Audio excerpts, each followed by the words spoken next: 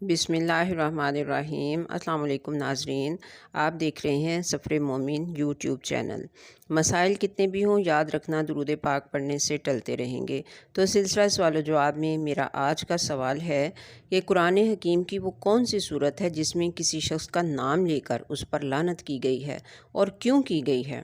اس شخص کے نام، کردار اور انجام کے بارے میں مکمل تفصیلات کو بیان کیا جائے۔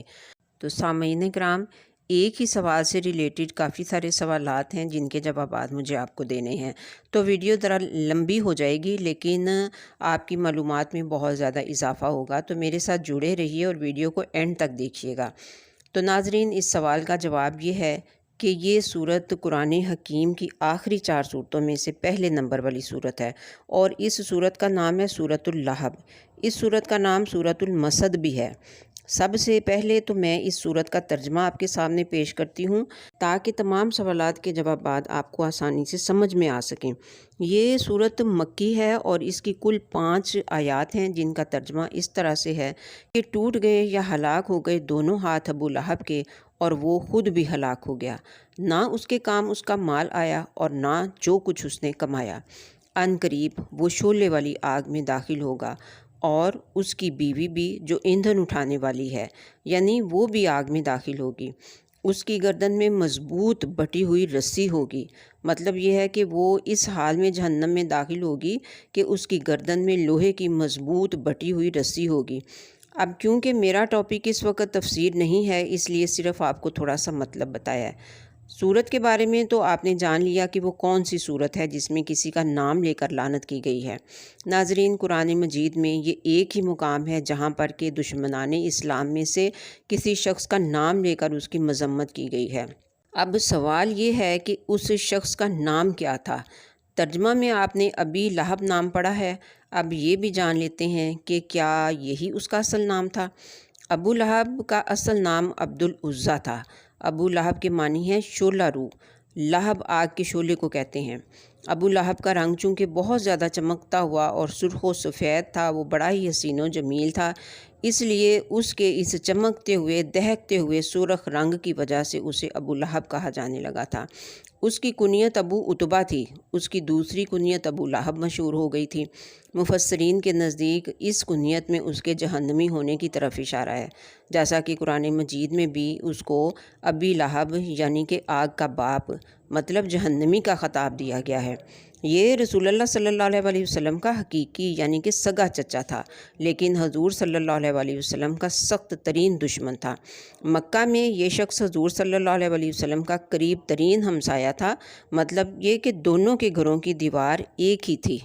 سامعین، اب سوال یہ ہے کہ دشمنان اسلام تو اور بھی بہت سارے تھے، تو پھر صرف اسی کا نام لے کر ہی کیوں لعنت کی گئی؟ اس کے جواب کو سمجھنے کے لیے آپ کو پہلے عربی معاشرے کی قدیم اخلاقی قدروں کو سمجھنا ہوگا۔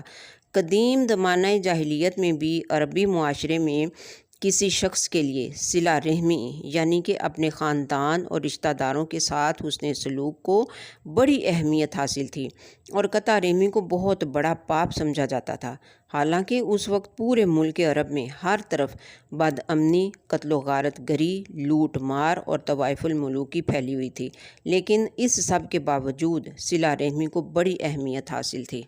عرب کی انہی روایات کا یہ اثر تھا کہ رسول اللہ صلی اللہ علیہ وسلم جب اسلام کی دعوت لے کر اٹھے تو قریش کے دوسرے خاندانوں اور ان کے سرداروں نے تو حضور صلی اللہ علیہ وسلم کی شدید مخالفت کی، مگر بنی ہاشم اور بنی عبد المطلب یعنی کہ ہاشم کے بھائی مطلب کی اولاد نے نہ صرف یہ کہ آپ کی مخالفت نہیں کی بلکہ وہ کھلم کھلا آپ کی حمایت کرتے رہے۔ حالانکہ ان میں سے اکثر لوگ آپ کی نبوت پر ایمان نہیں لائے تھے، لیکن پھر بھی قبائلی حمیت کی وجہ سے وہ آپ کی حمایت کرتے تھے۔ قریش کے دوسرے خاندان خود بھی حضور صلی اللہ علیہ وسلم کے ان خونی رشتہ داروں کی حمایت کو عرب کی اخلاقی روایات کے عین مطابق سمجھتے تھے۔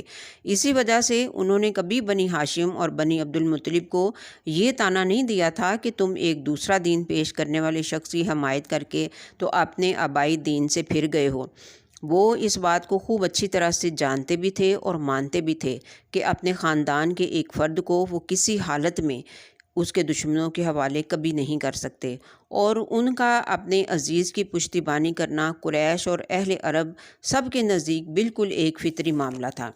تو اس اخلاقی اصول کو، جسے کہ زمانہ جاہلیت میں بھی عرب کے لوگ واجب الاحترام سمجھتے تھے، صرف ایک شخص نے اسلام کی دشمنی میں توڑ ڈالا، اور وہ تھا ابو لہب بن عبد المطلب۔ اب عرب میں چونکہ چچا کو باپ کی جگہ پہ سمجھا جاتا تھا، خصوصاً جب کہ بھتیجے کا باپ بھی وفات پا چکا ہو، تو عربی معاشرے میں چچا سے یہ توقع کی جاتی تھی کہ وہ بھتیجے کو اپنی اولاد کی طرح عزیز رکھے گا۔ لیکن اس شخص نے اسلام کی دشمنی اور کفر کی محبت میں ان تمام عربی روایات کو پامال کر دیا تھا۔ جب حضور صلی اللہ علیہ وسلم کو اللہ تعالیٰ کی طرف سے دعوت عام پیش کرنے کا حکم دیا گیا اور قرآن مجید میں یہ ہدایت نازل فرمائی گئی کہ آپ اپنے قریب ترین عزیزوں کو سب سے پہلے خدا کے عذاب سے ڈرائیں، تو آپ صلی اللہ علیہ وسلم نے صبح سویرے کوہ صفا پر چڑھ کر بلند آواز سے پکارا، یا صباحا۔ عرب میں یہ صدا وہ شخص لگاتا تھا جو صبح سویرے میں ہی کسی دشمن کو اپنے قبیلے پر حملہ کرنے کے لیے آتے ہوئے دیکھ لیتا تھا۔ تو اسی طرح سے حضور صلی اللہ علیہ وسلم نے بھی یہ صدا لگائی، یا صباحا، اور آپ صلی اللہ علیہ وسلم نے ہر قبیلے کا نام لے لے کر ان کو صدا لگائی۔ تو حضور صلی اللہ علیہ وسلم کی یہ آواز سن کر لوگوں نے دریافت کیا کہ یہ کون پکار رہا ہے؟ بتایا گیا کہ یہ محمد صلی اللہ علیہ وسلم کی آواز ہے۔ تو اس پر پھر قریش کے تمام خاندانوں کے لوگ آپ صلی اللہ علیہ وسلم کی طرف دوڑ پڑے۔ جو خود آ سکتا تھا وہ خود آیا، اور جو نہ آ سکتا تھا اس نے اپنی طرف سے کسی اور کو بھیج دیا۔ جب سب جمع ہو گئے تو آپ صلی اللہ علیہ وسلم نے قریش کے ایک ایک خاندان کا نام لے لے کر پکارا، اے بنی ہاشم، اے بنی عبد المطلب، اے بنی فہر، اے بنی فلاں، اے بنی فلاں، اگر میں تمہیں یہ بتاؤں کہ پہاڑ کے پیچھے ایک لشکر تم پر حملہ کرنے کے لیے تیار ہے تو تم میری بات کو سچ مانو گے؟ تو لوگوں نے کہا کہ ہاں، ہمیں کبھی تم سے جھوٹ سننے کا تجربہ نہیں ہوا ہے۔ تو آپ صلی اللہ علیہ وسلم نے فرمایا، تو میں تمہیں خبردار کرتا ہوں کہ آگے سخت عذاب آ رہا ہے۔